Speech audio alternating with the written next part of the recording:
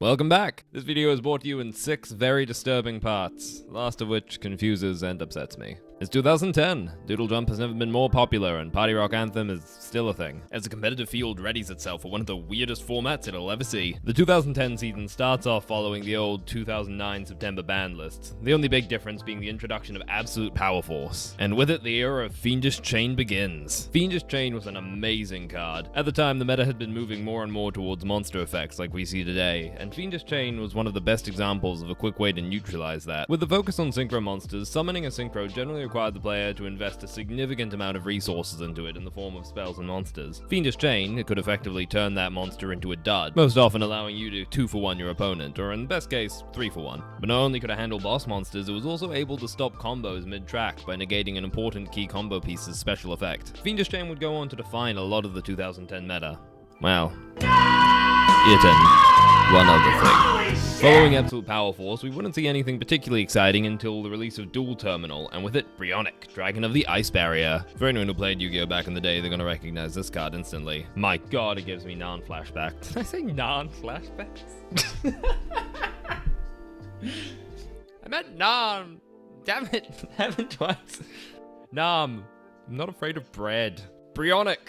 An absolutely bonkers card, it immediately eclipsed the place of Yugioh Guardian as the go-to level 6 synchro for most decks. Can you blame them? This thing allows for mass, non-destruction removal, and it's generic at that, with a pretty good body. This was something completely unheard of at this point in the game. Before this, your choices for mass removal were going to be Dark Hole, Raigeki, Heavy Storm, and Gladiator Beast Geysaris. But Brionic was even better. Monsters that are removed from the field couldn't just be revived easily with cards like Call of the Haunted. No, it would send them straight back to the hand, or in the case of synchro monsters, the extra deck, forcing the opponent to invest more resources into re-summoning them again.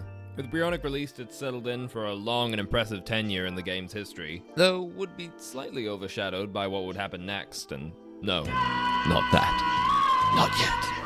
Machina Fortress. Early 2010 comes to an end, and with it, Machina Mayhem, the structure deck, was introduced. Now, structure decks are nothing new, they'd been introducing them for years, but they had never really had much impact on the competitive scene, given that they're mostly filled with janky garbage. Right, no, it's made for casuals like me, but still.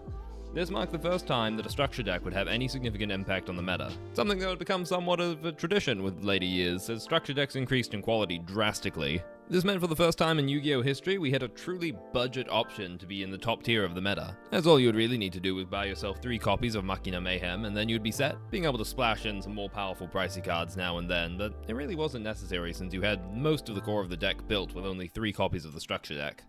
Remember, this was a point of the game where most of the high rarity cards that you would need for a competitive deck were also highly expensive. Thank God that doesn't happen anymore!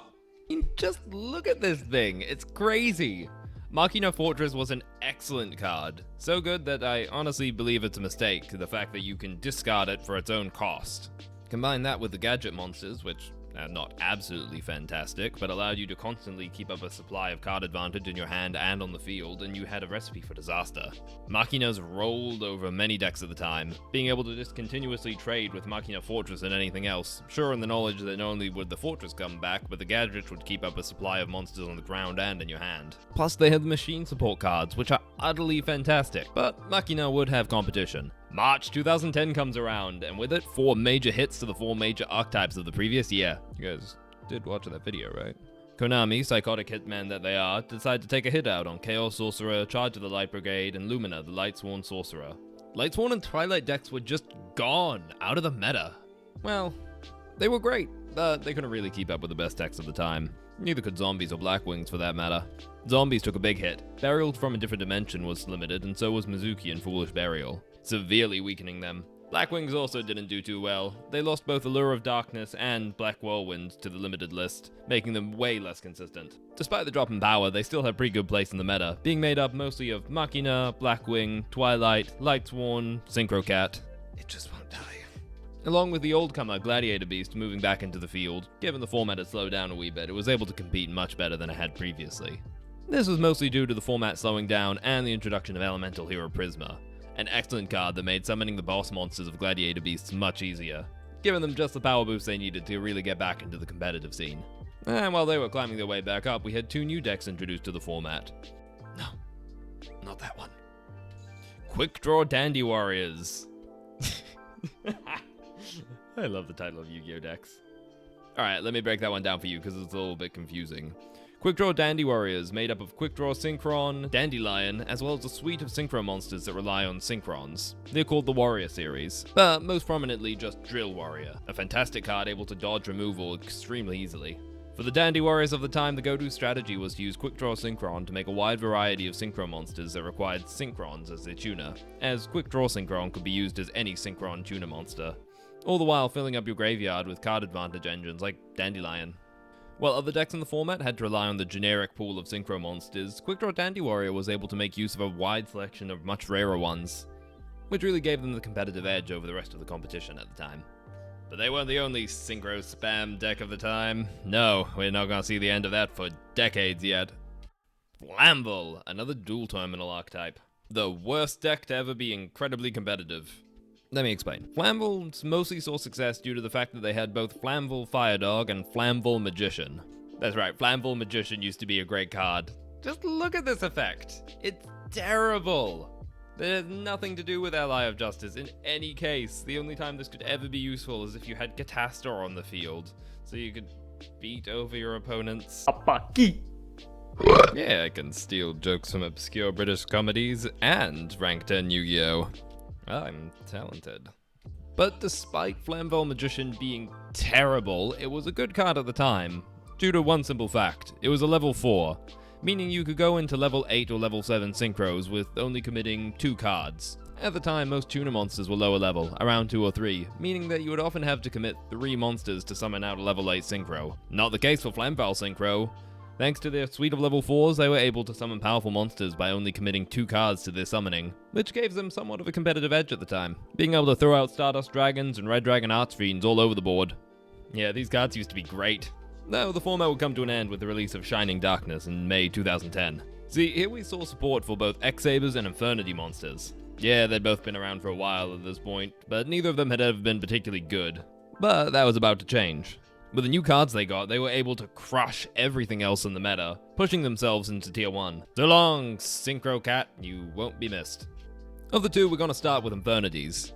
At this time, they're one of the strongest decks in the format, mostly due to them getting special TCG support. That's right, this is the introduction of the infamous Infernity Barrier. Searchable, versatile negation.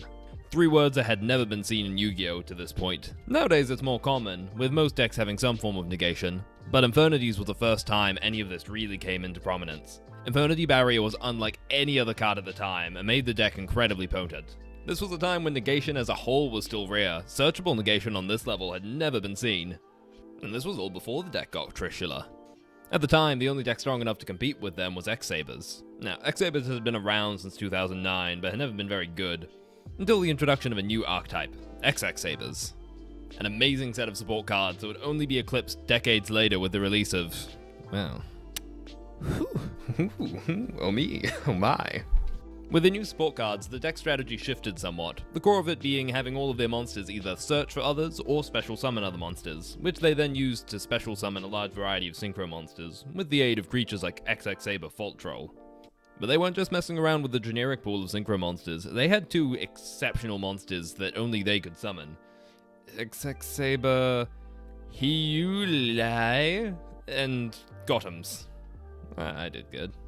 Their strategy covered all bases. Double X Saber Hyulai would ruin their back row, and Double X Saber Gothams would ruin their day. Sure, it's no Gishki hand loop, but still. Of the 2, Double X Saber Gothams has to be the strongest. Having your hand ripped apart is bad in any format, but at this point in the game there was almost no way to recover from it. Though the format couldn't stay the same forever. The old Shonen Jump Championships would be phased out, and YCSs would properly begin. They would also move them from a top 16 to a top 32 cutoff, meaning more prize money for everyone to go around, as well as twice as many competitive decks in the top tier. This allowed the competitive format to solidify more around a few decks, as there was a lot more to work with when studying the top decks and their strategies. Predictably, the event was filled with Infernities and X-Sabers, as well as a smattering of Gladiator Beasts and the new Frog deck. Fine, screw it, I'll talk about it. Frogs are here too, I guess. Shining Darkness saw the release of a bunch of new frog monsters, and as frogs are like a cancer on the Monarch strategy, this also meant that Monarchs came back into fashion. Previously, Monarchs had reached some level of competitive relevance by attaching the Destiny Hero engine to them, allowing them to get a great deal of card advantage as well as a sacrifice outlet. Though anyone who knows much about Yu-Gi-Oh! Competitive history will know that frogs and monarchs go together like Cyburst monsters and shitty OTK strategies. Here we see the introduction of froggy monarchs as we know them today. The heart and soul of the deck was Swap Frog, Ronin Toden, and Substitoad. The three, when used in tandem, created a continuous stream of frogs onto the field, which you could use to sacrifice to summon different monarchs, as well as Light and Darkness Dragon. Yeah, L&D was the frog boss monster. Oh, Chaz. Everything you touch never stood a chance, just becomes weird. Of course, the more degenerate-minded of our audience has already figured out that a continuous stream of frogs can be used for more than just tribute summoning. Mass Driver, a terrible old card that saw a lot of prominence and became broken in this era. By sacrificing your endless stream of toads to the cannon, you were able to easily OTK your opponent. This spawned Frog FTK. Frog FTK won Worlds. Frogs won Worlds at one point. My poor heroes never managed to win Worlds, but frogs did. This also provides the disturbing fact that frogs come in variants. While Froggy Monarchs and Frog FTK were both good on their own, it was clear that Frog FTK was the better of the two strategies. Better being a relative word. Stronger, not as fun. The competitive scene would suffer, with Frog FTK sitting at the top of all decks like a hideous mutant crown. And it would be some time before it was able to be dealt with in any effective way. Until then, we saw the introduction of Duelist Revolution. It didn't introduce any new archetype to the game, but it did introduce two very important staple cards. Solemn Warning and Effect Veiler enter the game for the first time. Solemn Warning served as a natural evolution of the already widely used Solemn Judgment, but more tailored to the modern game and its focus on effect monsters. Effect Veiler was also extremely widely used, as it had an incredibly powerful one-time effect. A natural evolution of the effect disruption produced by Fiendish Chain earlier in the year. Effect Veiler would achieve massive popularity along with Gore's Emissary of Darkness and Draco Idia. The three cards serving as the first real example of hand traps becoming extremely popular in Yu-Gi-Oh! Technically they had existed since long back in the day, in 2002 with Karibo, but it was only here that we were starting to see them make a big impact on the competitive scene. This served as the starting point for today's modern format where everything is special summoning constantly, and hand traps abound. Time passed and September 2010 rolled around, and with it a new ban list. Naturally, Frog FTK was the first to be hit, and quickly fell out of the meta the moment that Substitoad was banned. Synchro Cat, Infernity, and Blackwing would also be hit when Rescue Cat was forbidden, as well as Black Whirlwind and Infernity Launcher being limited. Finally, the era's strongest staple removal for spell and trap cards was removed, in the form of Heavy Storm, as it also saw the ban hammer. With Frogs defeated, 2010 was wrapping up with only a couple months left, where we'd only see the rise of one more deck in the format, Plant Synchro. Plinkro? Synchro and plant monsters have gone together since the early days of 5Ds, and the outline of the deck was pretty simple. Take your go-to Synchro spam archetypes of the era, Quick Draw Dandy Warrior, Rescue Cat, then splash in the two new fantastic recursive tuner monsters introduced in Starstrike Blast. Spore and Glow Up Bulb are fantastic cards that would go on to see play for years afterwards. The use of these two cards in tandem allowed for a very fast and versatile Synchro deck. It would rise to the top of the meta once again, helped by the fact that Infernities, Frogs, Blackwings had all been pushed out by the most recent ban lists. Plant Synchro was only made more powerful by the addition of one of the best plant support cards ever printed. The exceptionally old Lone Fire Blossom allowed players to thin out their deck and special summon any plant monster they needed at the time, sending the consistency of their combo through the roof, allowing them to easily spam any powerful Synchro monster they wanted onto the field. While their discarding cards left and right with Quick Draw Synchron, Glow Up Bulb, Spore, and Dandelion were all fantastic cards that triggered their effects when in the graveyard. If only there had been a way to counter graveyard-focused strategies at this time. Oh wait! Gravekeepers, a deck whose name is also their explanation. Acknowledged as the first real archetype in Yu-Gi-Oh! History, no, I don't count Blue Eyes. Gravekeepers focused on graveyard hate, preventing effects from activating that would target the graveyard or activate from the graveyard, though were capable of a number of other plays as well. Released in Brionic Guardians back in 2003, the deck never really saw any real success, with the exception of course of Gravekeeper's Spy, a powerful defensive monster capable of summoning out copies of itself. Despite this, the deck was far too slow in most formats to see any real play. But with new support released in Starstrike Blast and the prominence of more graveyard-focused strategies, Gravekeepers were able to rise to the top of the meta for the first time in history, or at least be a top contender. They were able to easily lock out other powerful graveyard-focused decks like Synchro Plant, as well as take advantage of extremely powerful archetypical cards like Royal Tribute, which could utterly destroy an opponent's resources, in a very similar way to Crush Card Virus, which has been banned and remained banned basically forever. Late 2010s was a perfect storm of elements coming together to make the Gravekeeper strategy work. If Heavy Storm hadn't been banned, then the deck never would have been able to reach mainstream popularity due to its extreme reliance on the back row. Likewise, if decks like Blackwings, that aren't as graveyard reliant, hadn't seen bannings and restrictions, the deck wouldn't have been able to reach such a powerful place as an anti-meta deck. The only real defense against Gravekeepers at the time was Giant Trunade, which was more of a stop and a temporary road bump rather than actually disruption of their strategy. Though, much like Infernities, this isn't the true era of Gravekeepers either. That wouldn't come round until the release of their true boss monster, Stardust Malefic Dragon. No, seriously, that's an actual thing. But we'll have to wait to see that later. This concludes most of the 2010s format. The brief calm before the storm of what would come later, when mystical Shine Ball would rise to power. But that's more of a story for another time.